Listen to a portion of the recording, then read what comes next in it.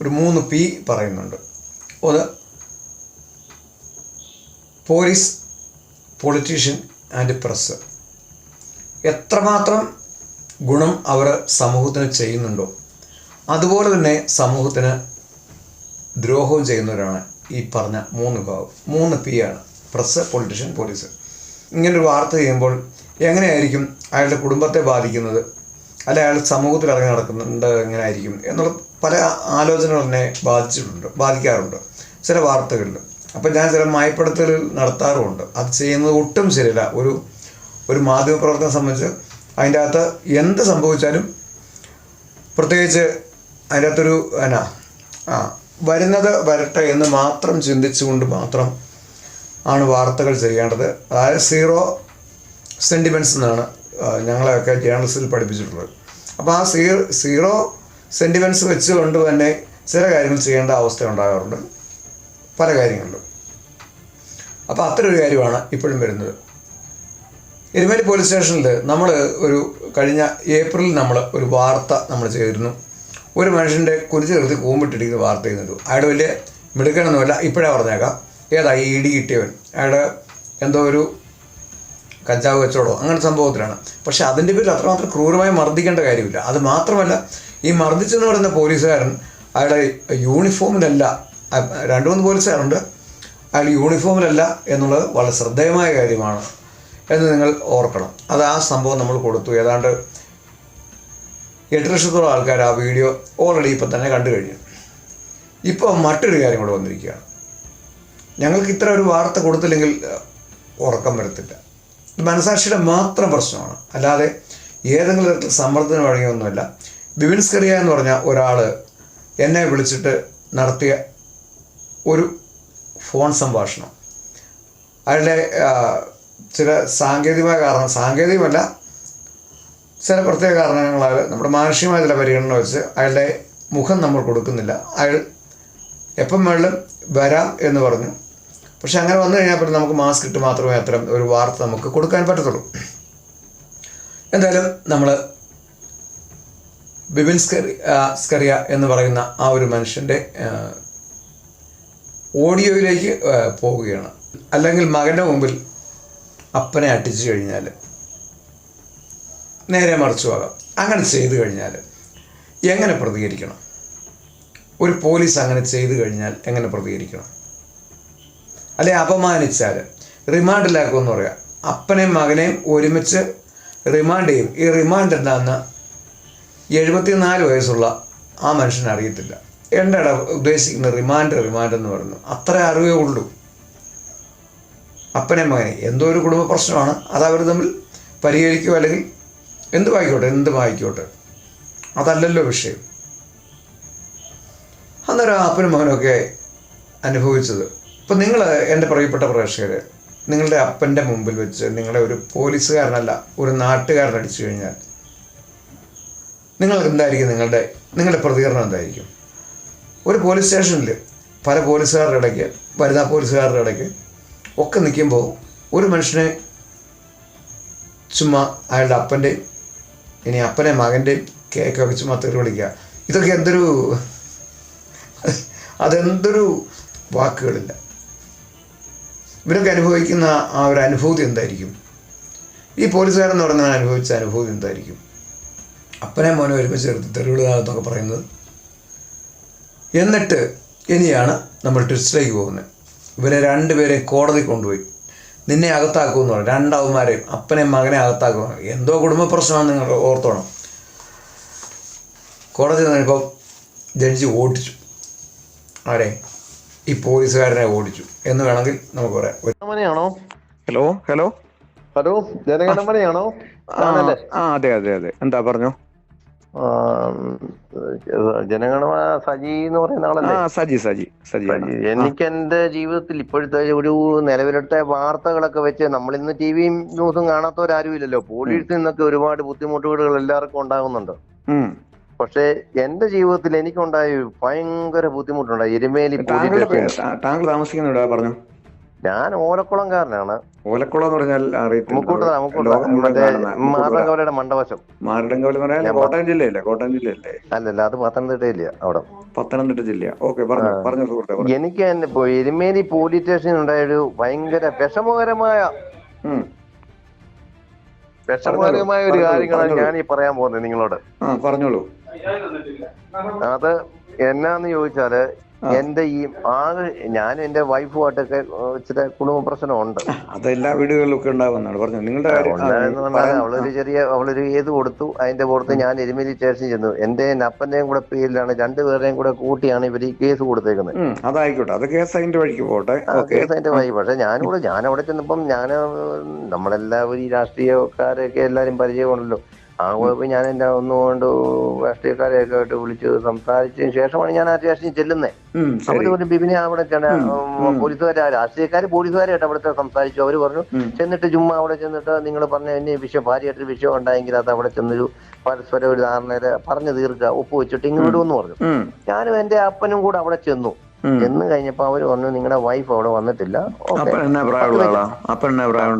75 വയസ്സുണ്ട്.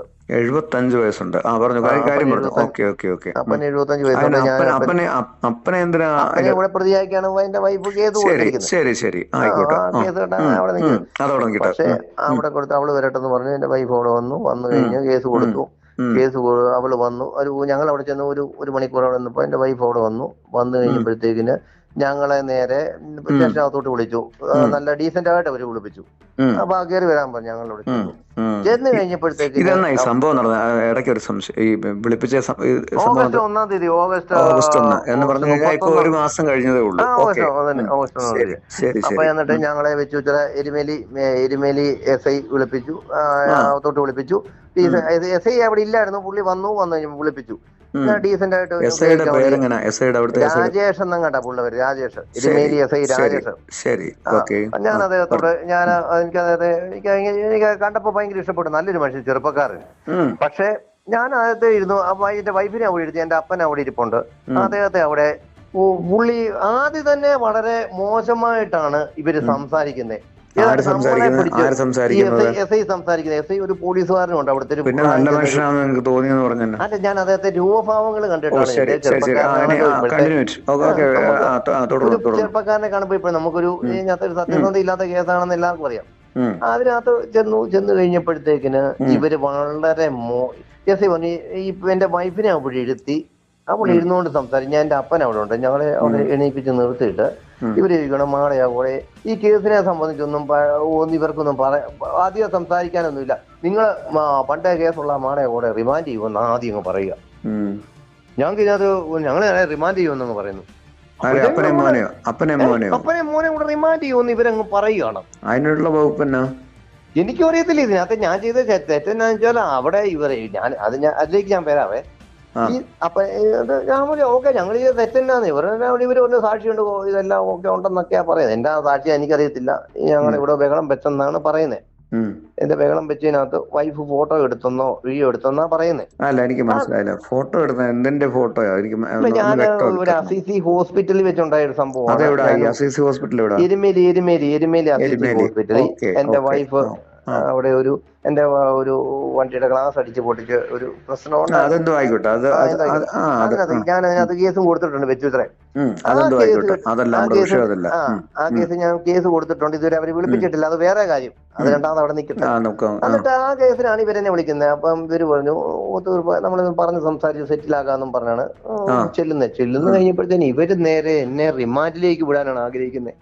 ഒന്നും പറയുന്നില്ല. നിങ്ങളെ നാളെ നിങ്ങളെ ഇന്ന് ഞങ്ങൾ റിമാൻഡ് ചെയ്യും. ഞങ്ങളോട് ഇത് എന്നാ കാരണമെന്ന് ഇവര് പറയുന്നില്ലല്ലോ. നിങ്ങൾ കൂടുതലൊന്നും പറയണ്ട, നിങ്ങളെ നേരെ റിമാൻഡ് ആയിരിക്കും എന്ന് പറഞ്ഞു. എന്നിട്ട് നിങ്ങൾ അവിടെ ഞങ്ങളെ അവിടെ SI പറഞ്ഞു. രാജേഷ് എന്ന് പറഞ്ഞ SI പറയുന്നു. ഞങ്ങൾ അവിടെ ചെന്ന് ഇരുന്നു കഴിഞ്ഞപ്പോഴത്തേക്കിന് ഞാൻ പോലീസുകാരനെ വിളിച്ചു. സാറേ എന്നാ വിഷയം? അതായത് നിങ്ങളുടെ വൈഫുമായിട്ടുള്ള വിഷയം അത് അറിയത്തില്ലേ? അതിനകത്ത് റിമാൻഡാന്ന് പറഞ്ഞു. ഞാൻ പറഞ്ഞു എന്റെ അപ്പന് 75 വയസ്സുണ്ട്. അദ്ദേഹത്തിന് കണ്ണ് ഓപ്പറേഷൻ കഴിഞ്ഞിട്ടിരിക്കുന്ന ഒരു മനുഷ്യനാണ്. തന്നെയല്ല അദ്ദേഹം പ്രഷർ ഷുഗർ ഇതിന്റെ എല്ലാം അസുഖമുള്ള മനുഷ്യനാണ്. നിങ്ങളെന്നെ ഈ പറയുന്നത് ചോദിച്ചു. എന്നാ കാണിച്ച് തെളിവോ? ആരാണ് ഞങ്ങൾക്കെതിരെ സാക്ഷി നിന്നത്? എന്തെങ്കിലും കേസുണ്ടെങ്കിൽ ഒരു സാക്ഷി വേണമല്ലോ. സാക്ഷിയില്ല, ഇവരൊന്നും പറയുന്നില്ല. ഞങ്ങളെ രാവിലെ ചെന്ന് 8:30 ചെന്ന് 9:30 ചെന്ന് ഞങ്ങളെ അവിടെ ഇവരെ ഇപ്പൊ അങ്ങോട്ട് അതിനിടയ്ക്ക് എന്റെ വൈഫ് വന്നു, എഴുത്തുകൂത്തൊക്കെ നടന്നു, എന്തൊക്കെയോ പറയുന്നു, കേസ് അങ്ങ് ചാർജ് ചെയ്യുന്നു. എന്നിട്ട് അതിനിടയ്ക്ക് ഞാൻ പല പോലീസുകാരെ വിളിച്ചു. സാറേ ഒരു മാസം മുമ്പാണോ? ഒറ്റ മാസം മുമ്പ്, അതായത് ഓഗസ്റ്റ് 31-ാം തീയതിയാണ് ഈ സംഭവം നടക്കുന്നത്. താങ്കൾ ആദ്യം പറഞ്ഞ ഓഗസ്റ്റ് 1 ഓഗസ്റ്റ് 1 അല്ല, ഓഗസ്റ്റ് 31 കേട്ടോ, 31. ഇപ്പൊ 10-20 ദിവസമായിട്ടുള്ളല്ലോ. ഓക്കെ, അത് തന്നെ. ശരി, എന്നിട്ട് എന്റെ പൊന്ന് ചേട്ടാ, ജനഗണമനെ, എന്നിട്ട് ഇവര് എന്നാ തരുമോ, കുറെ നേരം ഞങ്ങളെ അവിടെ പിടിച്ചിരുത്തി വൈകുന്നേരം 5:30-6 മണിയായപ്പം നേരെ റിമാൻഡ് ചെയ്യാൻ വേണ്ടി കൊണ്ടുപോവാണ്. നമുക്ക് ഞാൻ ചുമ്മാ വന്ന നമ്മളെ ഒരു തുണി എടുത്തിട്ടില്ല, ആകെപ്പാടെ ഇട്ടേക്കുന്ന ഷർട്ട് പോട്ടെ, എന്റെ അപ്പന് ഗുളികകളുണ്ട്, മരുന്ന് കഴിക്കേണ്ടതുണ്ട്, ഇതൊന്നും അവര് കൊടുത്തിട്ടില്ല. ഇവര് മരുന്ന് കഴിക്കുന്നുണ്ടോ എന്ന് ചോദിക്കുന്നില്ല. അതിനിടയ്ക്ക് ചോറ് വേണമെന്ന് ഞാൻ എന്റെ അപ്പന് വിശന്നപ്പോ എന്നോട് പറഞ്ഞു, എടാ എന്നെ വിശക്കുന്നു, നമ്മളെ വിടുവോ? ഞാൻ ഈ ഇദ്ദേഹത്തിന് റിമാൻഡെന്ന് കേട്ട അറ്റാക്ക് വന്ന് ചത്തുപോകുന്നൊരു മനുഷ്യനാണ് എന്റെ അപ്പൻ. പുള്ളിക്ക് ഇതിനെ കുറിച്ചൊന്നും അറിയത്തില്ല, പുള്ളിക്ക് റിമാൻഡ് എന്ന് പറഞ്ഞാൽ അറിയത്തില്ലാത്തൊരു മനുഷ്യനാണ്. എന്നിട്ട് ഇവര് നേരെ റിമാൻഡ് ചെയ്യാൻ വേണ്ടി, അപ്പൊ എന്നോട് ചോദിച്ചടാ എന്നാ റിമാൻഡ്, 6 മണി ഞാൻ വിടുകയല്ലേ? ഞാൻ പറഞ്ഞ അച്ഛാ ഇതുപോലെ നമ്മളെ ജയിലിലേക്ക് അടയ്ക്കാൻ പോവാന്ന് പറഞ്ഞു. അത് നിങ്ങൾ വക്കീലിനെ കണ്ടു സംസാരിച്ചോളാം, നേതാ 5:30 ആയപ്പോ വന്ന് ഇവര് പറയുന്നു. ആ സ്റ്റേഷനിലെ ഒരു മനുഷ്യൻ, ഞാൻ പല പോലീസാണ് ചോദിച്ചു, സാറേ റിമാൻഡ് ആണോ? അല്ല. പക്ഷെ എനിക്ക് അതിനകത്തുനിന്ന് ഒരു പോലീസുകാരൻ വന്ന് പറഞ്ഞു, മോനെ എടാ റിമാൻഡാ നിങ്ങളെ ചെയ്ത, എന്തൊരു കഷ്ടമാടാ ചെയ്യുന്നതെന്ന് ചോദിച്ചവര്. ഈ പോലീസുകാരൻ പറഞ്ഞു. ഒരു പോലീസ് ആ സ്റ്റേഷൻ ഒരു പോലീസുകാരനോട് എന്തൊരു കഷ്ടമാണ് ഇവര് ചെയ്യുന്ന, എന്നാ ചെയ്യാൻ പറ്റും, റിമാൻഡിലേക്ക് നിങ്ങൾ പോവാന്ന് പറഞ്ഞു. പക്ഷെ എന്റെ പോന്നെ ഞാൻ ഞെടുങ്ങിപ്പോയി. റിമാൻഡ് ഓക്കെ, റിമാൻഡ് എങ്കിൽ റിമാൻഡ് അത്രേ, പക്ഷെ മെഡിക്കൽ എടുക്കാൻ കൊണ്ടുപോവാണ്. റിമാൻഡ് എന്ന് പറഞ്ഞാൽ നിങ്ങളുടെ അപ്പൻ നിങ്ങൾ പറഞ്ഞ അടിസ്ഥാനത്തിലാണെങ്കിൽ 75 വയസ്സുണ്ട് അല്ലേ? അതന്നെ, ഇത് സ്റ്റേഷൻ ജാമ്യം കൊടുക്കേണ്ട കേസാണോ? ഇവര് കൊടുത്തില്ല. ആ എരുമേലി എസ് എന്ന് പറഞ്ഞാൽ അദ്ദേഹം കാണിക്കാത്ത ഏറ്റവും വലിയ നീതികേടെന്ന് പറഞ്ഞു. ഇത്രയും നല്ലൊരു ചെറുപ്പക്കാരൻ ചെയ്ത് പറയുന്നത് എന്റെ അപ്പനെ മനഃപൂർവ്വം എന്നെയും കൂടെ കുരുക്കണമെന്ന് ഓർത്ത് ഇവര് ആ തവണ നമുക്ക് ഏറ്റവും വലിയ എനിക്ക് നിങ്ങൾ ഈ പോലീസുകാരനായിട്ട് എന്തെങ്കിലും വിഷയങ്ങളും ഇതിനു മുമ്പ് ഞങ്ങൾ കണ്ടിട്ട് പോലും ഇല്ല. ജീവിതത്തിൽ ആദ്യമായിട്ട് ഞാൻ അദ്ദേഹത്തെ കണ്ടപ്പോൾ നല്ലൊരു ചെറുപ്പക്കാരനാണെന്ന് ഓർത്തു. എന്റെ പ്രായം അദ്ദേഹത്തിനും കാണുകയുള്ളൂ. എനിക്ക് 46 വയസ്സുണ്ട്, അദ്ദേഹത്തിനും 10, 46, 47, 48. ഞാൻ അത്ര റെസ്പെക്ട് ചെയ്യുന്നിട്ട്. പക്ഷെ അദ്ദേഹം ചെയ്ത ക്രൂരമായ പരിപാടി എന്ന് പറഞ്ഞാൽ എന്റെ അപ്പനെ എന്നോട് റിമാൻഡ് നമ്മൾ എഴുതി അങ്ങോട്ട് കൊടുത്തു. എന്നിട്ട് ഞങ്ങളെ 9:30 ചെന്ന് ഞങ്ങളെ റിമാൻഡാന്ന് ഞങ്ങൾ തന്നെ ഒരു പോലീസുകാരൻ പറഞ്ഞു. 6:30 ആയപ്പോ ഞങ്ങളെ റിമാൻഡ് ചെയ്തു. എന്നിട്ട് നേരെ കൊണ്ടുപോവാ, നിങ്ങൾ റിമാൻഡാന്ന്. എന്റെ പൊന്നെ ഒന്ന് ഓർക്കണം, എന്റെ അപ്പനെ ഗുളിക കഴിച്ചിട്ട് ഒരു കണ്ണിന് കാഴ്ചയില്ല. ഇതെല്ലാം കഴിഞ്ഞു ഞങ്ങളെ ഇതെല്ലാം പ്രശ്നമാണ്. പുള്ളിക്ക് മരുന്ന് പോലും ഇവർ തന്നിട്ടില്ല. ചോറ് വേണമെന്ന് പറഞ്ഞപ്പോ ഞാൻ എന്റെ അപ്പന് ചോറ് വിശക്കുന്നു എന്നോട് പറഞ്ഞു. അപ്പൊ പുള്ളി ഓർക്കുന്ന വീട്ടിൽ പോകാന്ന് ഓർത്താ. റിമാൻഡ് പുള്ളിക്ക് അത്ര ബോധ്യമില്ല. പ്രായമുള്ള പുള്ളി റിമാൻഡ് അതിനകത്ത് കാര്യസ്ഥത പുള്ളിക്ക് അറിയത്തില്ല, അർത്ഥം എന്നാ പുള്ളിക്ക് അറിയത്തില്ല. എന്റെ പൊന്നെ ഇതുപോലെ ഇവര് നേരെ മെഡിക്കൽ എടുക്കാൻ വേണ്ടി കൊണ്ടുപോകാൻ നേരത്താണ് പുള്ളിക്ക് ഇതിന്റെ അകത്തെ അവസ്ഥ അറിയുന്നത്. ഞാൻ ആപ്പുട്ട വെച്ച് അവിടെ ചെന്ന് എന്റെ മെഡിക്കൽ എല്ലാം എടുത്തു. മെഡിക്കൽ എടുക്കാൻ ചെന്നപ്പം അവിടുത്തെ ഡോക്ടർ, ഏറ്റവും സങ്കടപരമായ ഡോക്ടർ പറഞ്ഞു, ഇദ്ദേഹം ക്ഷീണിതനാണ്, ഇദ്ദേഹത്തിന് ട്രിപ്പ് ഇടണമെന്ന് പറഞ്ഞു. രാജേഷോ എനിക്കല്ല, എന്റെ അപ്പനല്ല, ഞാൻ രാവിലെ പോയതാണ്. താങ്കൾക്ക് ട്രിപ്പ് ഇടണമെന്ന് പറഞ്ഞു. എനിക്ക് ട്രിപ്പ് ഇടണമെന്ന് പറഞ്ഞു. കാരണം ഞാൻ രാവിലെ എനിക്ക് പോലീസുകാർക്ക് ഭയങ്കര ടെൻഷനുള്ള കേസ്, ഞാനൊന്നും കഴിക്കാതാ. എന്നിട്ട് രാവിലെ ഒന്നും കഴിച്ചിട്ട് എന്നെ പൊന്ന് ജനഗണമനെ ഞാനൊന്നും കഴിച്ചിട്ടില്ല. അവിടെ ചെന്നു കഴിഞ്ഞപ്പോ ഇവര് നമ്മളെ പിടിച്ചു നിർത്തി. 11 മണി 10:30 ആയപ്പം പോലീസുകാർ ഈ SI വന്നു. നേരെ അവിടെ ഞങ്ങളെ കൊണ്ടങ്ങ് മാറ്റിയെടുത്തു. ഒരു അക്ഷരം പറയുന്നില്ല. ഞങ്ങളുടെ ബന്ധക്കാരും കുടുംബക്കാരും എല്ലാം വന്നു. ആരോടും ഒരു അക്ഷരം പറയുന്നില്ല റിമാൻഡാന്ന്. ഒരു വക്കീൽ, അങ്ങനെയാണെങ്കിൽ ഒരു വക്കീലിനെ നമുക്ക് വിളിക്കാം. അതിനോട് സമയം പോലും ഇവർ തരുന്നില്ല. ആരോ ഒന്നും പറയാൻ വിടുമെന്നല്ലേ ഓർത്തല്ലേ ഇരിക്കുന്നേ. അതിനുശേഷം മേടിച്ചോ? ഇല്ല, ഫോൺ പിടിച്ച് മേടിച്ചിട്ടില്ല. ഇവർ അങ്ങനെ ഇതാണ് സത്യസന്ധത. എന്നിട്ട് എനിക്ക് മെഡിക്കൽ എടുത്തപ്പോൾ ഡോക്ടർ പറഞ്ഞു, ഇദ്ദേഹം ക്ഷീണിതനാണ്, ഇദ്ദേഹം എന്നാന്നറിയത്തില്ല, ഭയങ്കര ക്ഷീണിതനാണ്. ഇദ്ദേഹത്തിന് നടുവേദന ഉള്ള മനുഷ്യനാണ്. അപ്പം ഇദ്ദേഹത്തിന് എന്നോട് ചോദിച്ചു എന്നെ അസുഖമാണ്. ഞാൻ പറഞ്ഞു എനിക്ക് നടുവേദനയുണ്ട്. അപ്പൊ ആ ഡോക്ടർ പറഞ്ഞു, എനിക്കറിയാം ഇദ്ദേഹം ഇവിടെ വന്നിട്ട് ഇപ്പോൾ എല്ലാ മാസവും ഒരു ഇഞ്ചക്ഷൻ എടുക്കുന്ന ആളാന്ന് പറഞ്ഞു. ഈ മാസം ഇയാൾ എടുത്തിട്ടും ഇല്ലെന്ന് പറഞ്ഞു. ആ ഡോക്ടർക്ക് എന്നെ വ്യക്തിപരമായിട്ട് അറിയാവുന്ന ഒരു ഡോക്ടറാണ്. അപ്പോൾ ഡോക്ടർ ഞാൻ പറഞ്ഞു, ഒരു കാര്യം ഞാൻ ഇഞ്ചക്ഷൻ ഞാൻ ഡോക്ടർ ഇപ്പം തരാം, അതിനിപ്പം തന്നേക്കാന്ന് പറഞ്ഞു. എന്നിട്ട് നേരെ ഡോക്ടർ വന്നിട്ട് ഒരു മരുന്ന് കൂടെ ഉണ്ടെന്ന് പറഞ്ഞു. ട്രിപ്പ് ഇടാൻ വന്നപ്പോ ഇവര് പറയുകയാണ്, പോലീസിലെ 3 പോലീസുകാരും ഉണ്ട്, SI ഉണ്ട്. ഇവര് പറയുകയാണ് ട്രിപ്പൊക്കെ അല്ല, അവിടെ സി എ ഇല്ലായിരുന്നു. താങ്കൾക്ക് സി എയെ സമീപിക്കാൻ മേലായിരുന്നു.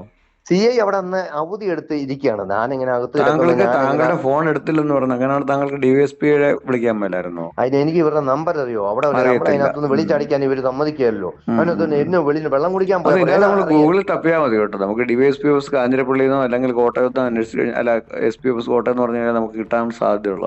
പക്ഷേ ഇതൊന്നും എന്റെ മാനസികമായിട്ട് ഞാൻ തകർന്നിരിക്കുകയാണെന്ന് ഓർക്കുക. അപ്പനും കൂടെ ഉണ്ട്. അതിനകത്ത് അതല്ല, ഒരു അപ്പനെയും മകനെയും കൂടെ ഒരേ സമയം ജയിലിലോട്ട് കൊണ്ടിട്ട് അതിന്റെ ചെയ്ത് നമ്മുടെ ഈ വാർത്ത ഇപ്പൊ തന്നെ നമ്മളെ ഈ ഒരു വാർത്ത നമ്മള് ഏറെ ഞാൻ തീരുമാനിച്ചു കഴിഞ്ഞാൽ കുന്നംകുളത്തെ സംഭവം അതിന് തൊട്ടടുത്ത് തന്നെ മറ്റു സംഭവം മകന്റെ കാണുക അച്ഛന്റെ ചപ്പക്കുറ്റിക്ക് അടിച്ചു പറിച്ചു കഴിഞ്ഞാല് എന്തായിരിക്കും പ്രതികരണം എന്നാലോചിച്ചാൽ എനിക്ക് മാനസികമായിട്ട് സമ്മതമില്ല. എന്നെ അപ്പനെ കൂടെ കൊണ്ട് ഒരേ സെല്ലിൽ ഇവരിടാൻ പോവാണല്ലോ. എനിക്കങ്ങ് ഹൃദയവേദന, എനിക്കറിയാൻ മേലാത്ത എല്ലാവിധ പ്രശ്നം കൂടെ. ഞാൻ പക്ഷെ ആ എരുമേലി SI ഞാൻ അവിടെ വെച്ചു, സാറേ എന്നെ വേണം റിമാൻഡ് ചെയ്തു.